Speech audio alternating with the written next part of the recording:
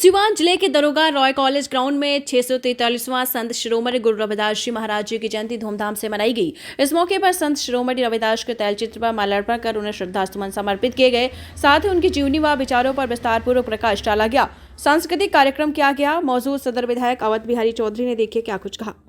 संत गुरु रविदास जी के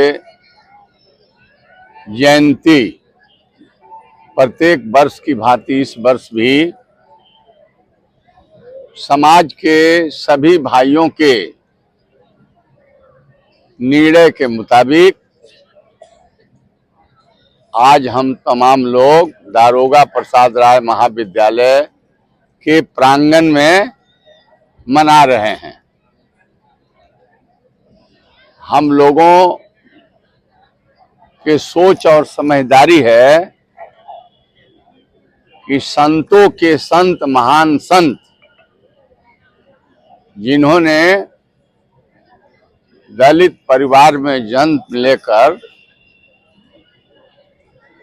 अपने सिद्धि और साधना पवित्र मन से यह कहा था और उसी से आडंबरवाद जो हो रहा है समाज में, उस आडंबरवाद के खिलाफ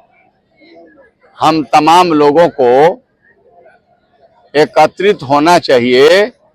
उन्होंने कहा था कि मन चंगा तो कठौती में गंगा। इसलिए उन्होंने जात पात से ऊपर उठ करके जो समाज में अभावग्रस्त जीवन बिताते हैं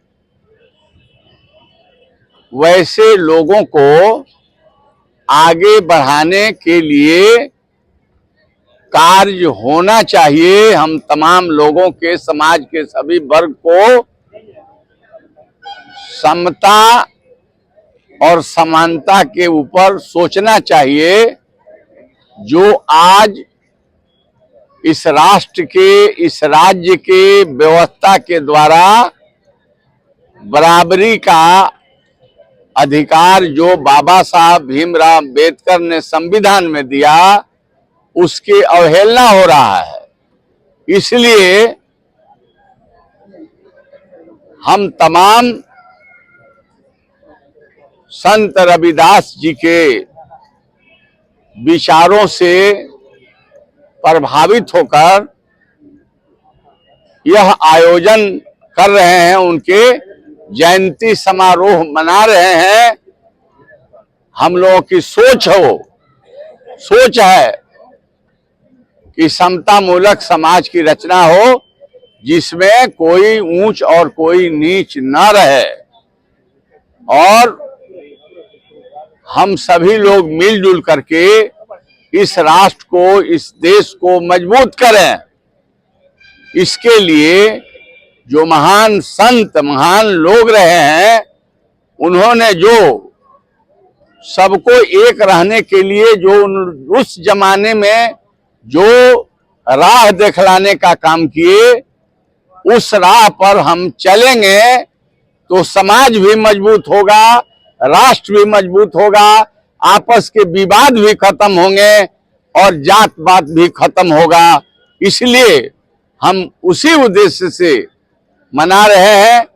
आज राष्ट्र की स्थिति, देश की स्थिति क्या है, राज्य की स्थिति क्या है, हम लोगों की सोच है कि ऐसे कुव्यवस्था को हम तमाम लोगों को बदलना चाहिए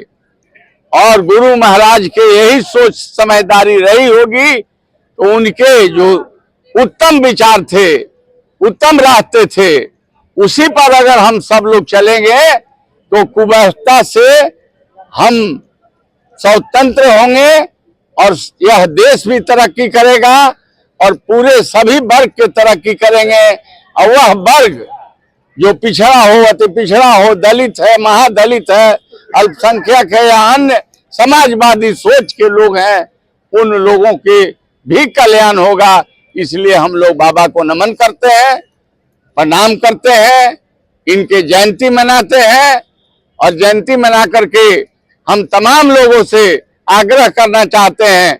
बाबा साहब के जो उपदेश थे उसका पालन नहीं हो रहा है, इसलिए एक होइए, परिवर्तन कीजिए और इस देश को एक सूत्र में बांध करके समाजवाद को कायम और मजबूत कीजिए। संविधान की रक्षा होनी चाहिए, संविधान में जो व्यवस्था है उसका कार्यान्वयन होना चाहिए। इसीलिए हम लोग व्यवस्था को बदलने के लिए यह जयंती हम लोग मना रहे हैं और संत रविदास जी को हम पुनः नमन करते हैं, आग्रह करते हैं कि यह समय आया है जो अभी 25 का जमाना, 25 का साल, बाबा के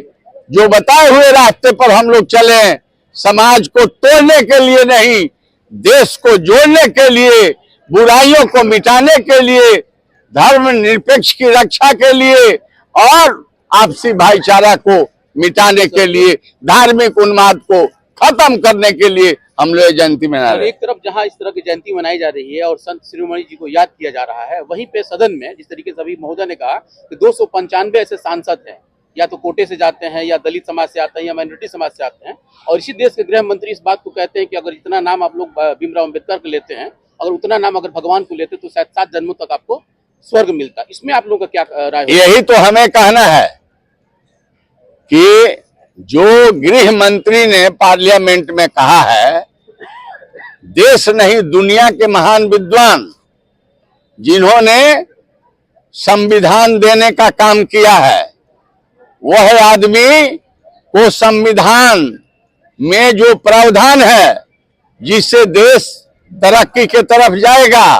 समाज से कटुता मिटेगी, उसके कार्यान्वयन करने के बारे में नहीं बोलते, बल्कि जो आडंबरवाद है,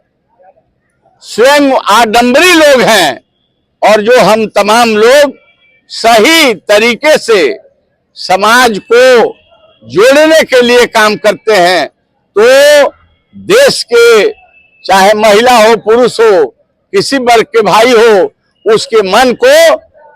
धार्मिकता के तरफ ले जा करके कुर्सी अख्तियार करना चाहते हैं, सत्ता को बरकरार रखना चाहते हैं। इसलिए उन्होंने जो बोला है पूरा देश गंभीरता से लिया है। आने दीजिए समय, उनको पता चल जाएगा कि बाबा साहब भीमराव अम्बेडकर के सभ्य तरीके से जो उन्होंने पार्लियामेंट में गाली देने का, अपमानित करने का काम किया है, निश्चित इस बार उनको जवाब मिलेगा, प्रजातंत्र मजबूत होगा और हमारा संविधान अमर है, अमर रहेगा।